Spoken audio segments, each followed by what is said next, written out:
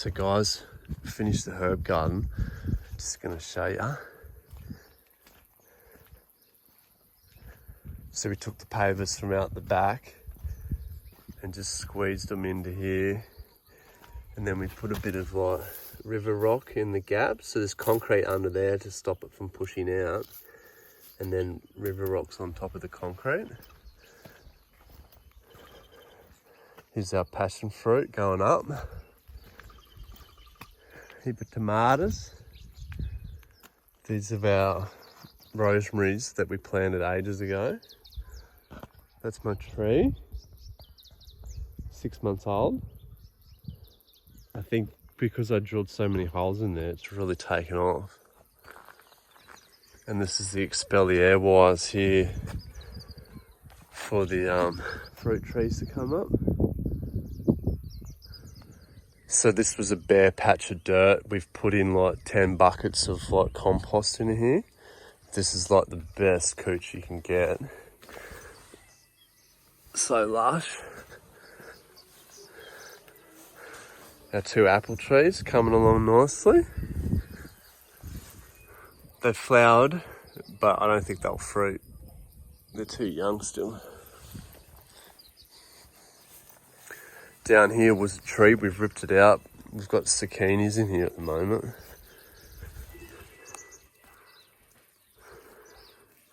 Monsters.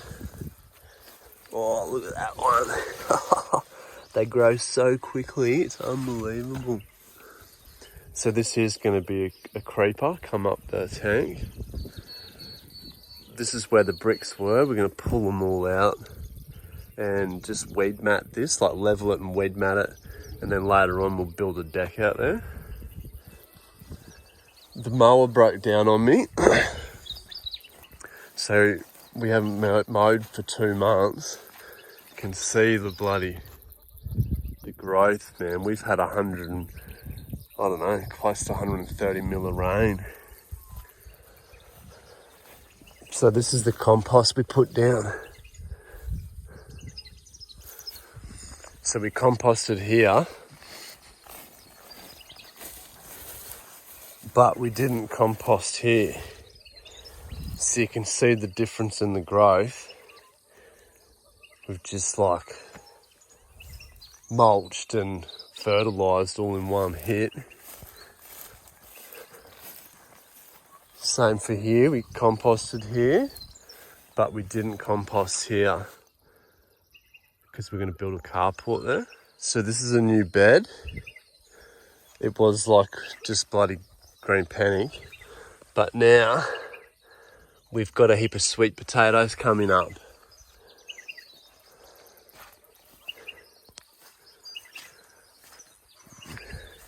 Garlic's done, we've pulled it all out. We're going to put capsicums and then flowers. And the corn crop is just where the manure didn't get. It's not as good, but in here, the corn was just taken off, mate. So after this corn, we're going to build a no-dig market garden on this end. And the garlic will go on the bottom end, just because we're not ready to go out the front. Same for, I've composted this here, this little strip, but I didn't compost in here. So no compost, compost. Huge difference. And I composted behind the chook pen. So late one night I built this mobile chicken tractor. I've just put a box steel along the bottom with little spikes here that the poly just slides down over, and then you just screw it on. So I'm just making some wheels on the back, and then our baby Australorp chicks are going to go in here and start going around the yard.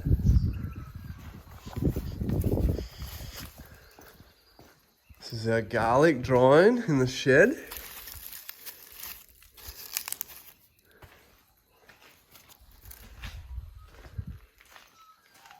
trying this sort of vertical hang system. We had the kids up there, me and Jess were down here, but later on all that space will become garlic. So last night we had 25 mil and our little water diverter sends the water down there so good, this way and that way.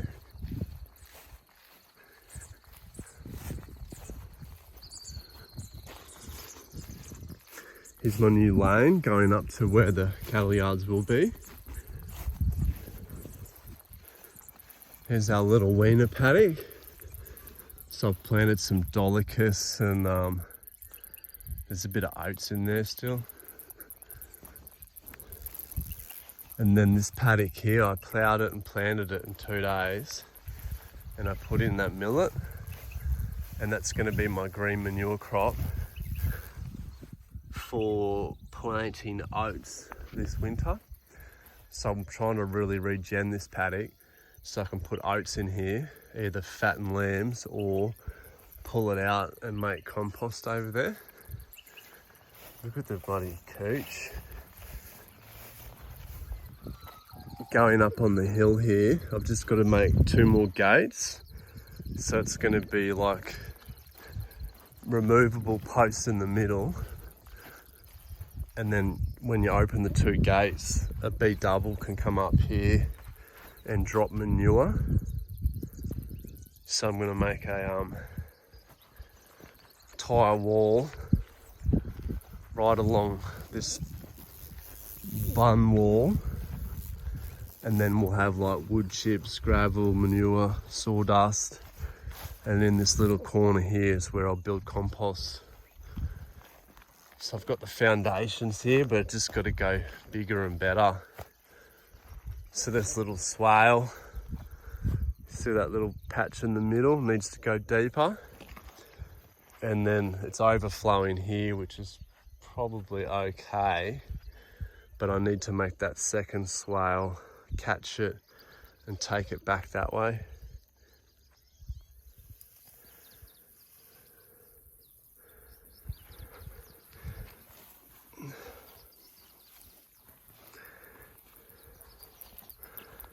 Hi guys, thanks for watching the farm tour.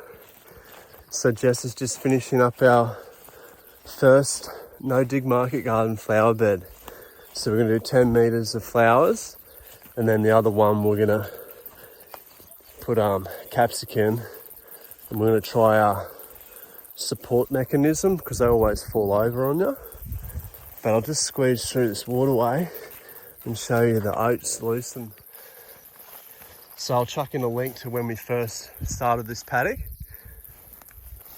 Remember, I used the aerator to loosen up the ground, and then I spread by hand, loosen and oats. And then before with the combine, I come through and put a bit of summer crop Dolichos lab in. I don't know why. There's that much nitrogen in here. But here you go. That's Dolichos. Oh, that's not Dolichos. That's creeping blue or buffle coming up. Don't know if the Dolichos will come up because there's so much bloody lucerne in here. There we go. That's the Dolichos lab. So deep tap root, pulls nitrogen up. This whole patch is nitrogen pretty much.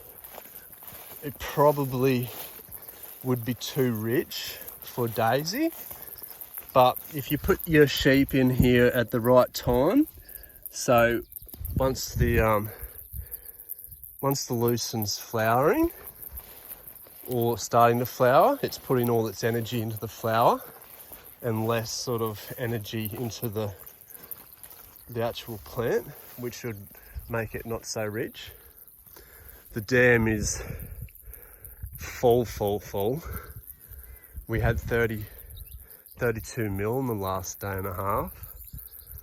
So one day I want to fix the overflow and make the dam rise another foot, so that'll bring it right up here, mate.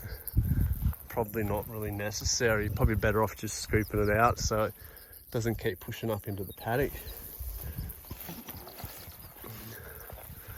But yeah, nearly 130 mil of rain in 2 months.